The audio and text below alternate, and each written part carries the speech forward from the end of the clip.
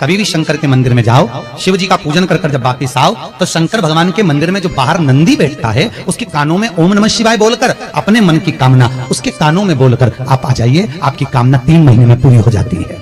नंदीकेश्वर भगवान का स्मरण करिए। अगर 7 बेलपत्र आप शंकर को समर्पित करते हो तो 1 बेलपत्र नंदी भगवान पर भी अवश्य समर्पित करें। नंदीश्वर भगवान शिव को समर्पण, 1 बेलपत्र नंदीकेश्वर की ओर चढ़े। और बहुत ध्यान दीजिए महाराज, अगर कोई काम अटक रहा है, नहीं हो रहा, बहुत प्रयास करा, तो भगवान शंकर के मंदिर में 5 बेलपत्र चढ़ाइए। और शंकर भगवान की जो छोटी लड़की है अशोक सुंदरी, आपको बताया था ना अशोक सुंदरी का स्थान, भगवान शंकर की 6 लड़कियां हैं, उसमें से सबसे छोटी लड़की अशोक सुंदरी की जगह पर 1 बेलपत्र चढ़ाइए। फिर 1 बेलपत्र नंदीकेश्वर पर चढ़ाइए। और नंदीकेश्वर पर चढ़ाने के बाद भगवान शंकर के मंदिर के बाहर चौखट पर दिया लगा दीजिए साइड में, और फिर अपने घर पर आ जाइए, आपका कार्य सफल होना प्रारंभ हो जाएगा। नंदीकेश्वर भगवान नंदीकेश्वर का स्मरण कर लेने पर जीव आनंद सुख की अनुभूति करता है, आनंद सुख को पाता। भगवान नंदीकेश्वर का पूरी दुनिया में केवल एक केदारनाथ ही एक ऐसा है जहां पर ओम कुंड विराजमान है। कौन सा कुंड है वहां पर? ओम कुंड। जो बच्चा हकलाता है, तोतला बोलता है या गूंगा होता है, जिसकी वाणी नहीं होती, वो अगर ओम कुंड पर जाकर ओम बोलने का प्रयास करता है तो जितनी देर तक उसके मुंह से घुन्न की आवाज निकलती है उतनी देर तक ओम कुंड में से पानी का बुलबुला निकलता रहता है। और 7 या 8 बार बोलने से व्यक्ति हकलाना छोड़ देता है, तोतला बोलना छोड़ देता है और उसकी वाणी आ जाती है। वो ओम कुंड केदारनाथ जी में बसता है। कहां बसता है? केदारेश्वर। जब सीता जी विवाह कर आई, कौशल्या जी ने कहा, जानकी, ए जानकी, हमारे यहां की रीति है, घर में बहू पहली बार आती है तो मीठा भोजन बनाती है। जाओ, या तो खीर बनाओ, या मीठी भात बनाओ, या मीठी थुली बनाओ, कुछ भी करो, हलवा बनाओ, सीरा बनाओ, और मीठा बनाओ, बनाइए। जाओ जाओ जरा। सीता मैया गई और माता जानकी ने खीर बनाई। क्या बनाई माता जानकी ने? जम के बोलो जरा। खीर।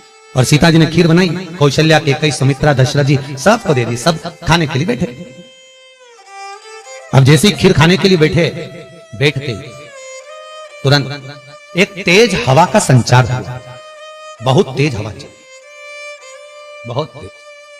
और जैसे ही हवा चली, एक कचरा दशरथ जी के कटोरे में खीर में जाकर गिर गया। एक तिनका, एक कचरा दशरथ जी के कटोरे। सीता जी खीर परोसकर इधर से निकल रही थी, उन्हें दशरथ जी के कटोरे में खीर में तिनका देखा, कचरा देखा। तो सीता जी को लगा, पहली बार तो मैं अपने ससुर को भोजन करा रही हूं, पहली बार तो मैं अपने ससुर को भोग लगा रही हूं। अगर ससुर के कटोरे में कचरा दिखेगा, तिनका दिखेगा, तो ससुर क्या कहेंगे? ये ससुर कहेंगे क्या कि मेरी बहू ने मुझे खाना दिया, भोजन दिया और उसमें भी कचरा दे दिया, और पहली बार तो मैं भोजन दे रही हूं, करूं क्या? सीता जी रसोई घर में गई और रसोई घर में जाकर माता जानकी ने, माता सीता रसोई घर में पहुंचते सीता जी झरोके में से, खिड़की में से जो कटोरे में तिनका पड़ा था खीर के अंदर, मां जानकी उस तिनके को निगाहों से देखने लगी। ऐसी निगाह से जानकी जी ने देखा, सीता ने देखा कि वो कचरा कटोरे के अंदर ही जलकर भस्म हो गया। वो तिनका कटोरे में ही जल गया। बस अब तिनका कटोरे में जब जलकर भस्म हुआ, दशरथ जी ने देख ली।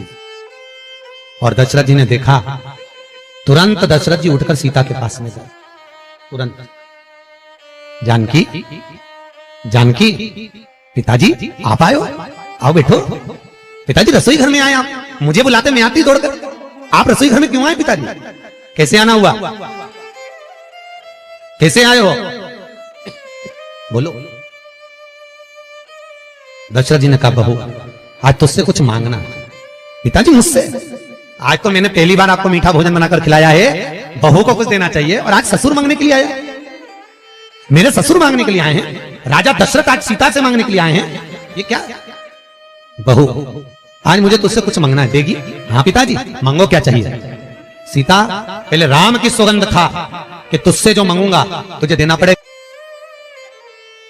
सीता जी कहती हैं, प्रभु पिताजी मैं भले सौगंध न खाऊं पर जो मांगोगे दे दूंगी, बोलो क्या चाहिए? बोलो ससुर जी आपको क्या चाहिए? पिताजी क्या चाहिए? दशरथ जी बोले वचन तो देना पड़ेगा, पहले वचन दे। वचन देती हूं पिताजी। ये सीता अपने ससुर दशरथ को आज वचन देती है, जो रसोई घर अन्नपूर्णा में जो आप मंगोगे मैं दूंगी। तो दशरथ जी ने कहा तूने वचन दिया है सीता, तो मुझे आज वचन के रूप में दे दे कि जैसे आज तूने कटोरे में पड़े हुए तिनके को देखा, ऐसा किसी दुश्मन को भी मत देखना। वचन दे। सीता जी कहती है मैं वचन देती हूं कि किसी दुश्मन को भी इस तिनके की तरह नहीं देखूंगी। और चरित्र उठाकर देखो, जब जब रावण आता था सीता एक तिनका उठाकर उस तिनके को देखती थी, रावण को नहीं। तिनके को इसलिए देखती थी कि सीता जी मन में सोचती थी वो तो ससुर को वचन दिया है कि तिनके को देखा, ऐसा किसी को मत देखना, इसलिए इसको देख लूं बहुत है। अगर घूर के देख रही बापड़ा तेरे को छोड़ने वाली नहीं, तिनके को देख, तेरे को तो मैं यूं ही निपटा दूं, 1 मिनट नहीं लगे। जब जब रावण आता था सीता तिनके को देखती थी।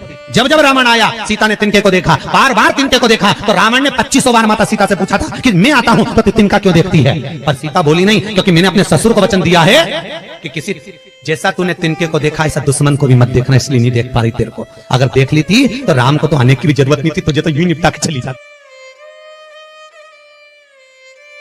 श्री